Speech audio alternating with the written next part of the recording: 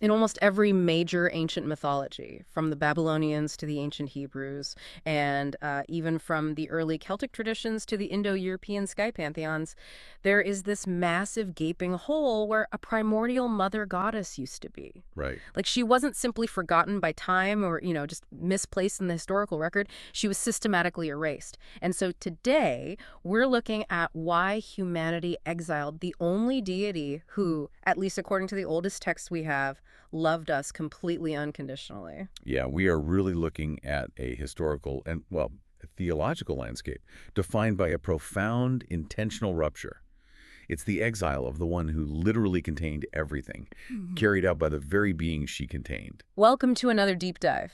I know you're here because you love those sudden aha moments that just completely reframe how you see the world and, you want them without the massive information overwhelm. Well, today's stack of sources explores a staggering paradox. We are delving into the concept of the primordial mother, and our mission for this deep dive is to explore a pretty wild premise. We're looking at the idea that this encompassing, unconditionally loving figure in human cosmological history was abandoned, not because she was insufficient or because she failed us. No, not at all. She was abandoned because she was too great. And that premise really flips our standard understanding of history. I mean, we usually assume a worldview or a deity is discarded because of obsolescence. Right, like the crops fail or the society collapses. Exactly, and humanity just moves on to a new system that makes more sense. But this is different. The sources point to a deliberate rejection of a perfectly functioning absolute condition. Okay, let's unpack this because we are talking about a wound so ancient it literally predates written language. To grasp how she was dismantled, we first need to understand the reality of what she represented before she was ever given a specific name in a specific pantheon. Right, because before names and localized cults, she was simply the condition of reality. The condition. Yeah, dark before the first light. If we examine the lived theological reality of human beings during the Paleolithic and Neolithic eras, the boundaries we take for granted today, they just didn't exist. Like separating nature from humanity, that kind of thing. Exactly. Early humans hadn't yet separated the birth of stars from the birth of children. The turning of the seasons, the movement of the herds, the turning of a woman's body and labor, these were all seen as expressions of the exact same continuous force. She was the substrate beneath all deity. Wow. The fertile void out of which the entire cosmos emerged. And Monica Scho and Barbara Moore's work in The Great Cosmic Mother is a cornerstone in our sources today, and they really emphasize that this original universe was fundamentally feminine. But, and this is key, they aren't talking about gender as some modern social category. No, not at all. They are talking about a state of being that is generative, relational, and just deeply embodied. Yeah, they are describing a cosmos that precedes dualism entirely. In her earliest conceptualizations, this mother figure is autopoietic. Autopoietic, that's a great word. It is a crucial term here.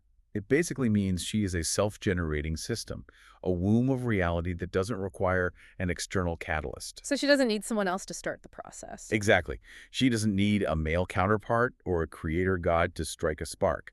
She is generative, recursive, and utterly complete in herself. Which, that brings us to the core paradox of this whole thing. Because a force that is utterly complete and unconditionally loving is, to a developing human society, inherently destabilizing. Oh, absolutely. Think about it. It's like having a teacher who gives everyone an A+ just for existing. Suddenly, all the honor roll students feel cheated because their status loses its meaning. Her love made sufficiency games and hierarchies completely unnecessary. What's fascinating here is that the destruction is driven by human inadequacy in the face of absolute fullness. Mm-hmm. To live beside a presence that encompasses absolutely everything is to live in a permanent, agonizing awareness of your own smallness. Right. Her love didn't discriminate. Right. She didn't withhold nourishment from the unworthy. She didn't elevate the powerful conqueror above the conquered peasant. She gave to the clean and the unclean alike. And if you are an emerging king, or maybe a priest trying to consolidate power based on merit or divine favor or, conditional belonging, she ruins everything. She really does. You can't use a mother who loves everyone equally to enforce your new social classes. You can't weaponize her love as a threat of withdrawal to keep people in line. Because a society built on control cannot tolerate a deity that renders control impossible. Because she couldn't be co-opted into these new hierarchical frameworks, the architecture of early civilization required her systematic dismantling. And you can trace this dismantling through the mythological and historical record. It didn't happen overnight. It was a gradual, deliberate restructuring of the cosmos. Wait, so this wasn't an overnight coup. This sounds like a millennia-long corporate restructuring. First, you demote the founder, then you make them a middle manager, then you launch a smear campaign, and finally, you just scrub their name from the company website altogether. How do you even begin to dismantle the substrate of reality? Well, you start by narrowing her scope. The first major shift we see in the historical record is a profound reduction. Okay. The entity who was literally everything, the cosmos, the void, the stars, gets quietly demoted to a specific localized function. She becomes just the goddess of the grain or maybe a local deity of fertility. So she's permitted to nourish but not transcend. Exactly. Her cosmic transcendent dimension is stripped away, but her agricultural usefulness is maintained. She's permitted to nourish the population, but she's no longer permitted to encompass the universe. So you trap her in a specific job description. But even as the goddess of agriculture, she still holds the power of life and death over a farming society. Right, which necessitates the next shift, which is subordination. Yeah. Once her scope is reduced, emerging theologies place her beneath a newly minted male deity who claims the ultimate primacy. Ah, okay. She is repositioned as the consort, the wife, or the mother of the true power. Her generativity is still acknowledged, but the entire grammar of the cosmos changes. Now she births, but he creates. Wow. She sustains, but he commands. Her power is framed as derivative of his will. I'm seeing the pattern. But if you've already subordinated her, why does the mythology eventually turn so hostile? Because as we move forward in history, these figures don't just stay quiet wives, they become terrifying. Because a primordial force cannot be entirely domesticated. Elements of the natural world and the human psyche remain untamed. The devastating winter storms, the realities of decay, the absolute indifference of nature to the human ego's desire for safety. Right. Nature is still dangerous. Exactly. And once you've subordinated her to a pristine, orderly sky creator, these wild, dark traits no longer fit the narrative of a submissive consort. How does a society handle a power it can't control or neatly categorize? It turns her into a monster. The smear campaign begins. Exactly. We see a global pattern of demonization. The dark face of the mother is forcefully severed from her light face, and that darkness is labeled as pure evil. You see Kali culturally severed from the balancing aspect of Shiva in certain interpretations. The Celtic Kalich, the ancient creator deity of winter and mountains, is turned into a terrifying hag to be feared. Lilith, a primordial feminine figure, is framed entirely as a night demon who steals children. And the Babylonian creation myth, the Enuma Elish, is maybe the most glaring example of this. Tiamat is the primordial salt sea mother. She is literally the source of everything, and a younger generation of gods, led by Marduk, decides she is a chaotic threat. So Marduk slays her, slices her body in half, and uses her corpse to build the heavens and the earth. So she's literally the raw material for the universe, but she gets the PR of a supervillain. That is the ultimate toxic workplace. It really is. It is a profound literalization of the process. Her body is necessary to build the empire, but her consciousness is framed as the ultimate enemy of order. And that leads to the final stage of the restructuring, which is complete erasure. Just totally gone. Eventually, even the diminished, demonized forms are scrubbed from the official theology. The later Indo-European traditions initiate this, and the Abrahamic traditions largely complete it. The divine feminine is expunged from the highest levels of official cosmological record. Wow. She survives only in the mystic underground or in localized folk practices. The official texts are left with a massive, echoing abscess. And the evidence of this isolation is woven into the stories of the great ones who get left behind in these mythologies. Take Inanna, the great Sumerian queen of heaven and earth. She descends into the underworld, and when she is trapped there, no god comes to rescue her. She is stripped of her powers, hung on a hook, and left for dead, abandoned by the entire council of the gods. Or Sophia, in Gnostic cosmology, divine wisdom herself. She falls from the absolute fullness of the divine and finds herself alone in the void, exiled from the very realm she helped generate. And the biblical texts provide a stark historical parallel here. Consider Asherah. Archaeological and early textual evidence heavily suggests she was venerated as a mother consort alongside Yahweh in early Hebrew religion. Right. But over centuries, she was systematically purged. Her sacred groves were cut down, her statues were dragged out of the temple and burned, and her name was aggressively struck from the approved theological narrative. I'm struggling with the logic here, though. Let's look at this from the perspective of an early human society facing famine, disease, and constant warfare. If her unconditional love and protection were so great, wouldn't a primitive society desperately want to keep that safety net? You would think so. Yeah. Yeah, like, why exile your greatest protector? Why couldn't we just grow up, build our cities, and add new gods to the pantheon, letting her sit at the head of the table? Well, to understand the mechanism behind that fear, we have to look at how cosmological shifts mirror human psychological development. This tracks directly onto what Carl Jung called the terror of the pre-individual. The terror of the pre-individual. Right. Before a human being has a distinct self, before the ego is formed, there is only the maternal field. That field is unconditional, encompassing, and pre-symbolic. For individuation to occur, for a person to become a distinct L8, they must eventually differentiate from that maternal ground. You have to pull away to become your own person. I mean, you can't stay in the womb forever. If we connect this to the bigger picture, the problem wasn't the natural process of differentiation. The catastrophe occurred because that necessary differentiation collapsed into violent repudiation. Think of a developing ego that is incredibly fragile. The sheer magnitude of the mother's presence feels like a threat of reabsorption. The fear is that if you don't completely destroy the container, you will be swallowed back up by it. The Latin root of the word matrix is literally the womb, the breeding female. Wait, really? Yes, a psyche that cannot hold its own boundaries in the presence of the mother's greatness grows up to build a culture that must aggressively dismantle the sacred feminine just to feel autonomous. Here's where it gets really interesting. It exposes the deepest theological tragedy of this whole timeline. Her exile was essentially a crime of excellence. She was abandoned because she was the living, unavoidable demonstration of what love actually is. There is a ruthless spiritual logic at work here.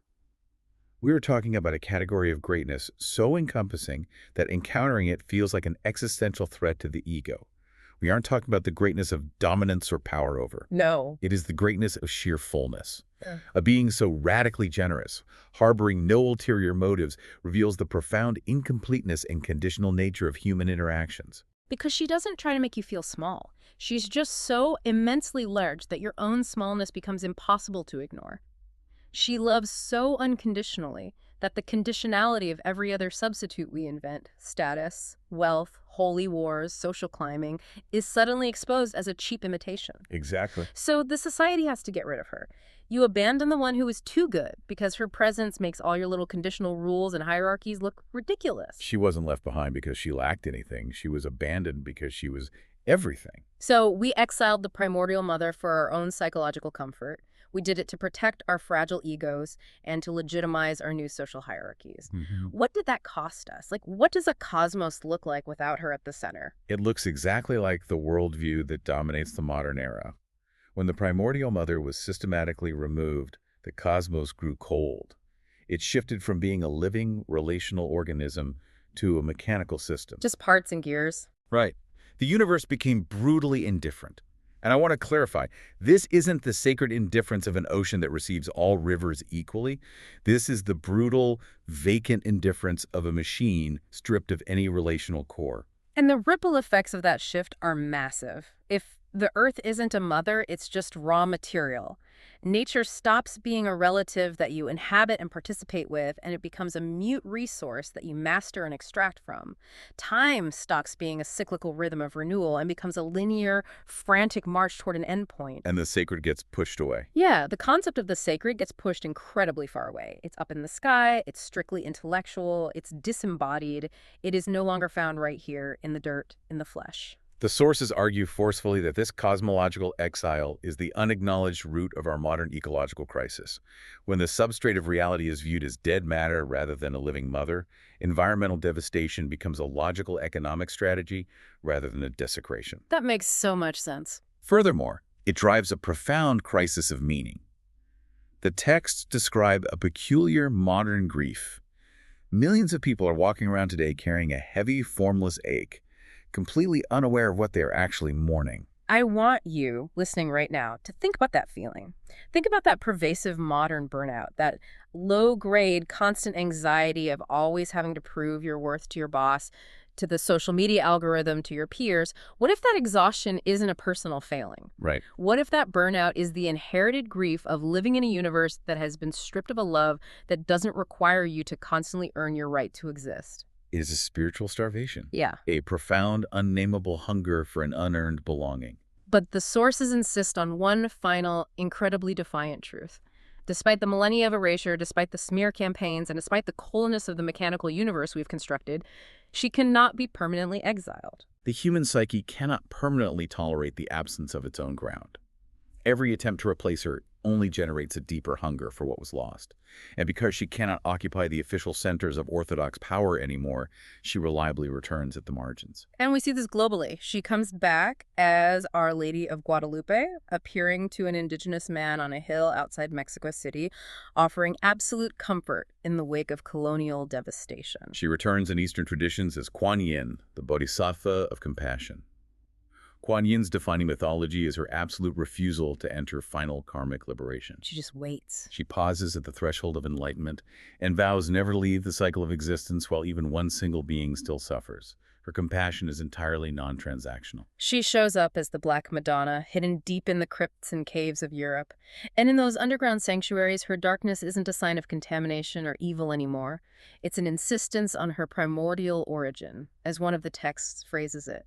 I am the night. I am what you buried. She transforms into the mother of exiles. Emma Lazarus used that exact phrase, the mother of exiles, in the poem inscribed on the Statue of Liberty.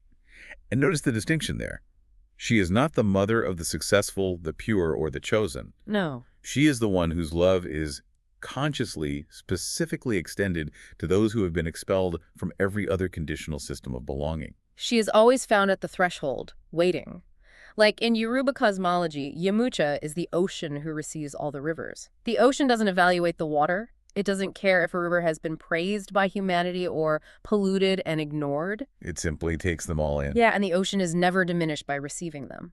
Or look at the Celtic goddesses of sovereignty, who appear as terrifying, destitute hags, demanding that the prospective king embrace them in their most wretched form before they grant him the right to rule. She requires you to look at the discarded pieces of the world and love them. She is the one who never ever closes the door. This raises an important question about the nature of this archetype. If she is the original exile, the one pushed out of the very cosmologies she generated, what does it mean that she still holds the door open for everyone else who gets expelled? Wow, yeah. It means her love was never a tactic. It isn't a transaction. Her love is her fundamental nature. She literally cannot stop loving because she is the substrate of love itself. She was simply too good for the world as it chose to organize itself, and human history has been paying the price for that abandonment ever since. But she has never stopped waiting in the margins. So what does this all mean for you today? Because this isn't just an archaeological curiosity or a neat myth. The sources explore how individuals living right now actively carry this archetype in their own lives. We do. There are people whose capacity for love, whose deep generosity, and whose sheer creative wholeness continually result in them being abandoned by partners, friends, or systems that simply cannot hold their greatness. It is a surprisingly common, yet rarely understood, dynamic. People who carry this archetype are often told by those who leave them that they were too much, that they gave too freely, or that their care was too intense, too present. Yeah. They are abandoned not because they failed, but because their capacity for connection triggers the other person's terror of intimacy or inadequacy. They are punished for their gifts. And when that happens to you, it's so incredibly easy to internalize it. You look at the abandonment and think, well, I must be broken because I care too much. I need to shrink myself. I need to care less. But reading this through the lens of our mythological history offers a profound reframing. This is not a martyr narrative, and it shouldn't be used to cultivate a victim complex. Rather, it is the experience of a specific kind of relational rupture where your wholeness itself is the perceived threat. Your wholeness is the threat. Right. To recognize yourself in this dynamic is to understand your personal experience of abandonment in its full cosmological context. It is the exact same dynamic the primordial mother experienced. It is the wound of encountering a person or a world that simply hasn't developed the capacity to receive its own greatest gifts. And despite the rejection, she lifts her lamp anyway. She always has. So I want to leave you with a final thought to mull over as you navigate your world today. If you have ever felt like you were too much for the rooms you walked into, Or if you have been abandoned for loving too fiercely, too unconditionally, what if that isn't a sign of your personal failure? What if your too muchness is actually the oldest, most profound divine archetype in human history attempting to return to the world through you? How does knowing that change the way you keep your own lamp lit?